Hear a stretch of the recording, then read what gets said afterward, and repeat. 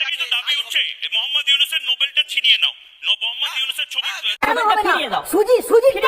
নেওয়া যেতে পারে। অসভ্যদের কাছে নোবেল টাকার কোনো মানে হয় না। না, আমি সুকিকটা যদি নিয়ে যেতে পারে রোহিঙ্গা নির্যাতনের অপরাধে, তাহলে ওরটা হবে না কেন? সালাউদ্দিন শহীদ চৌধুরী 30 সেকেন্ডস, এটাকে কি করে বন্ধ করবেন? এই বাংলাদেশের টুকরে টুকরে গ্যাং আপনাদের দেশে তো রক্তবীজের মতন ছড়িয়ে পড়ছে। এটাকে বন্ধ করার আমার মতে একমাত্র পথ হলো যে রিপাবলিক বাংলা যেহেতু একটা বিশ্বের অন্যতম জনপ্রিয় একটা প্রচার মাধ্যম, গণমাধ্যম, আপনাদের হাতে যেহেতু এই নথি চলে এসেছে, আপনারা বলছেন যে 144 জন জঙ্গিকে ছেড়ে দেওয়া হয়েছে জেল থেকে, আপনারা সেই নথিটা বিশ্বব্যাপী ছড়িয়ে দিন।